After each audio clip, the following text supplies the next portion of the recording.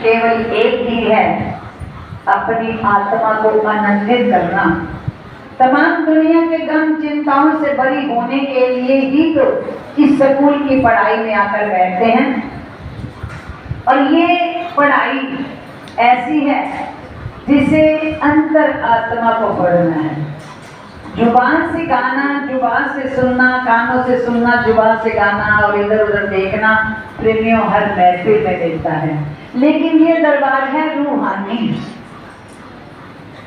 ये कौन सा दरबार है? रूहानी फकीरों का दरबार है। यहाँ पर रूह की पढ़ाई होती है।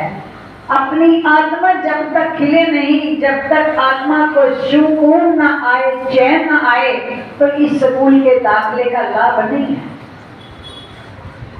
जिस स्कूल में दाखिला लिया है वो है नगरी वाले का परमहंस अद्वैत मत का दरबार। और यहाँ पर केवल सतगुरु के प्रेम की पढ़ाई होती है।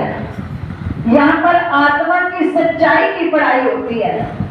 यहाँ पर जगत की बातों की पढ़ाई नहीं है प्रेमियों। इस दरबार में आकर के हमें अपनी आत्मा को उनके प्रेम में रखना है, जुबान को, शरीर को नहीं रखना। और आत्मा के प्रेम के लिए केवल एकाग्रता की जरूरत है। देखो प्रेमियों, इस दरबार में आकर हमने ये नहीं देखना, ना ही संत तुम्हारे रंगीन कपड़े देखते हैं, ना ही संत तुम्हारा सजा चेहरा देखते हैं, ना वो तुम्हारी पोशाक देखते, ना तुम्हारी दौलत को। संतों को कौन प्यारा लगता है? जिसके दिल में उसकी मस्ती, उसके प्रेम, आंखों में मस्ती है, हृदय में प्रेम है, व्यवहार शुद्ध है, विचार शुद्ध है और सतगुरु का सिंहासन हृदय पर है।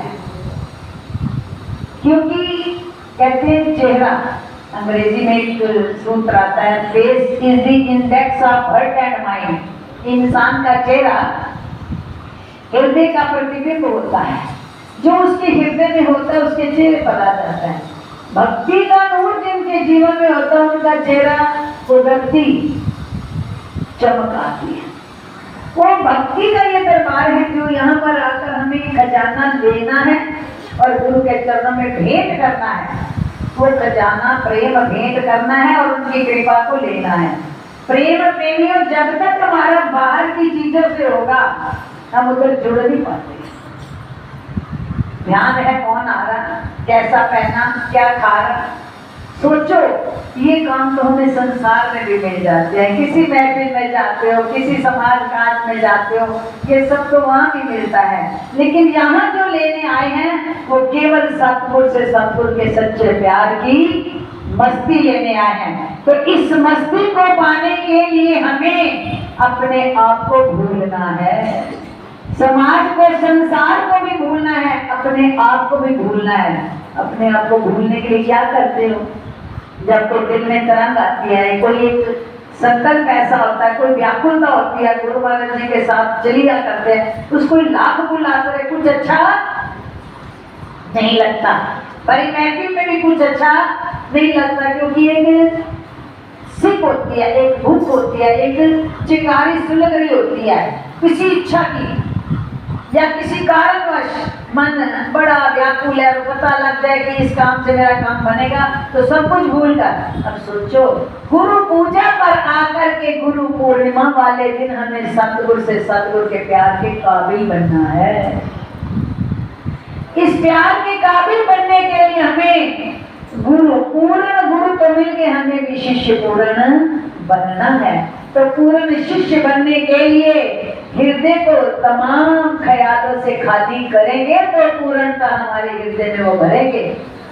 तो हृदय को दुनिया के ख्यालों से खाली होने के बाद ही सतगुरु की पूर्णता का, कृपा का प्रसाद हासिल होगा। मांगना क्या है, आज भेंट क्या करना है? मेरे सर्वस्वीकार प्रभु आज आपके चरणों में रखे जाएंगे।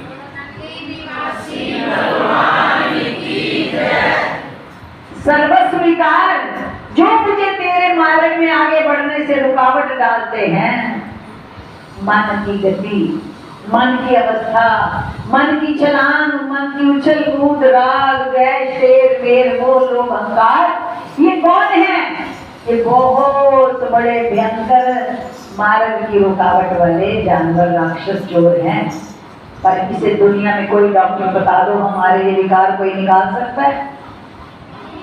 बताओ, आज तक कोई संसार में ऐसा डॉक्टर बना जो जीव के मन के विकारों का हनन कर दे? इतनी बड़ी सृष्टि के अंदर साइंस का नाना प्रकार का प्रयोगशालाएं बनी, क्या से क्या अंग भी तैयार हो जाते हैं, सब कुछ हो जाता है, लेकिन मन की रंगत बदलने का आधार, मन की रंगत बदलने का श्रृंगार सिवाय सतगुरु के किसी और के पास।